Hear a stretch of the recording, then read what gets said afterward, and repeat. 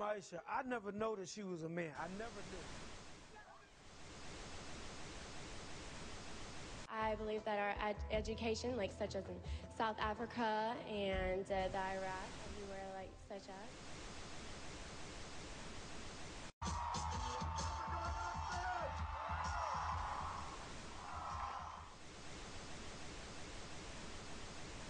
Platform 8 for the 22-28-7 service to Eastbourne via Lewis.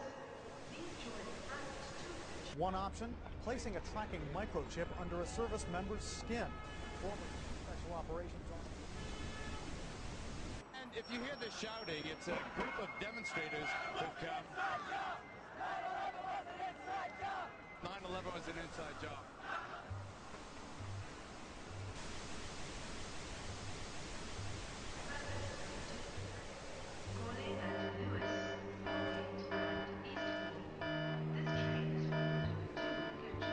It's no longer a theory. What I'm about to say is fact. The secret organizations of the world power elite are no longer secret. They have planned and are now leading us into a one-world communist government. Well, there have been extraordinary scenes in Berlin tonight as thousands of people gathered to hear Barack Obama deliver key foreign policy speech on his current European tour. The Democratic presidential hopeful laid out his vision for America's place in a new world order, in a new world order, in a new world order. It's not a new idea. President Bush talked about it back in 1991. It is a big idea, a new world order. President Bush said, and it's a phrase that I often use myself, that we needed a new world order. There's a need for a new world order. I call upon all states to join ranks in order to found the new world order of the 21st century. We have before us the opportunity to forge for ourselves and for future generations a new world order. When we are successful, and we will be, we have a real chance at this new world order. And people talked then, in 1990, of a new world order.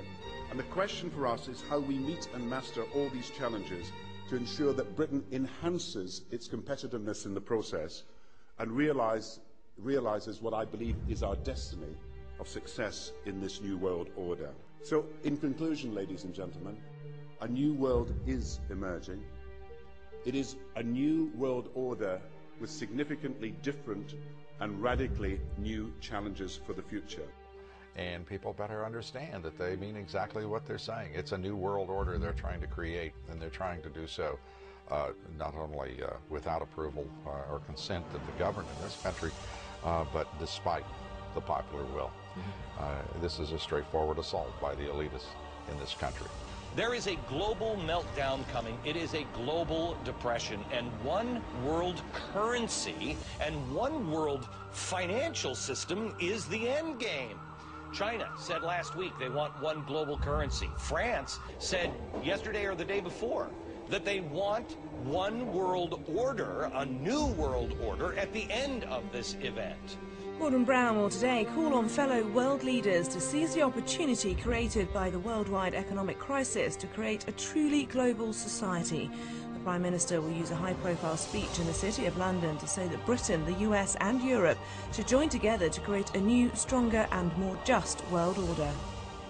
This engineered collapse is there as a massive problem for which you offer the solution, and the solutions are the infrastructure we've been predicting all this time, including the World Central Bank. The goal of this manipulation, and has been for a very long time, is to get the world population to see as a good idea, or the only option in given circumstances that are manipulated into place, the creation of a one world government, a world central bank which would administer all financial transactions on the planet, a world currency, and a microchipped population linked to a global computer. The wealthy elite who have the money and the power know that if they can create a one world global social system, that they can control the central authority. In other words, world control, world domination, one of the oldest desires in the history of the world. There's a very, very clear-cut and easily identifiable system in place that puts all of these elements from media control to government control to energy control together into one apparatus working together effectively towards its final goal, which is, you know, global control. Because of the compartmentalized pyramids that they've constructed within all these institutions of government and finance and corporations, the vast majority of people who are daily making contributions to push the world in this towards this Orwellian global state have no idea that they're doing that, because they don't know how their contributions fit in with everyone else's. Only the few at the top do. Most people don't have a clue that unelected private bankers actually control the governments of the world. There is this like cozy little myth that is perpetuated between politicians and the media. The media report the world as if presidents and prime ministers are the final arbiters and decision makers in the world, which means that the people above the level of presidents and prime ministers that really make the decisions, they're never looked at or exposed by the mainstream media because they're not accepted to exist. The central bankers of the world are working together to create a one-world government. A global police state as sinister as anything George Orwell ever wrote about, where every person on the planet Earth will have an RFID chip implanted. It is the first implantable microchip for humans that has multiple security, financial, and healthcare applications. More than 100 law enforcement officials in Mexico are having microchips implanted in their arms. The chips allow a person to be scanned, sort of like a cereal box at the supermarket. Just like the microchips implanted in the necks of dogs and cats, allowing lost pets to be identified, this glass capsule can do the same for humans. A chip in everybody would be the universal monetary system par excellence, because there'd be no escape from it, and you'd be totally under the control of those who issue the electronic impulses in that chip. The problem throughout human society is that the good men and women do nothing. They don't want power. They don't want control. They want to lead a leisurely life. They want to spend time with their family. They want to lead simple lives.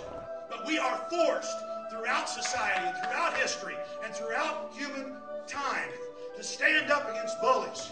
And many times we stand up before it's too late. And we reverse the course of tyranny. And more often than not, we don't stand up in time. And horrible things have to happen first. So decadent societies learn why liberty and freedom is so precious. If you think you don't like the situation now, then think what you're going to face a little way down the road. And more than anything, think of what your children are going to have to face. Because you think we live in a controlled society now, this is nothing compared with what they are going to have to live in.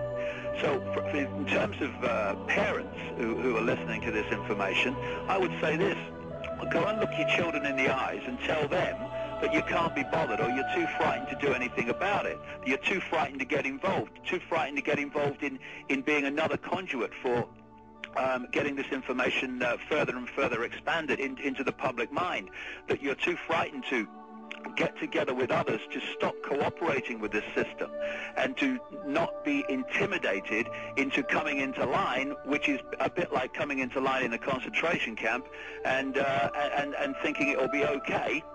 As long as you stay in line and you do as you're told, you'll be fine. And then you realize at the end of it, well, actually, it ain't fine. And if you'd have all rebelled earlier, then you wouldn't be in the situation you're facing now. The point of mathematics alone ought to let us see where the real power is here. There are billions of people, 6 billion, nearly getting on for 7 billion on this planet, who are being manipulated. There are, in full knowledge of what they're doing, a relative handful of those who are doing the manipulating to the end that we're talking about. They think they've beaten us. They think that they're going to have their way with us. And I'm here to tell them they're not going to have their way with us. We are going to defeat them. You guys aren't going to be able to get away with your New World Order, sir.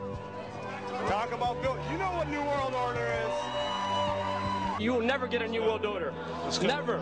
National sovereignty will prevail. The New World Order is going down, sir. You can laugh. Wake up, people. Wake up. Research the New World Order. This is important. Look it up. Investigate it. Your New World Order will fall.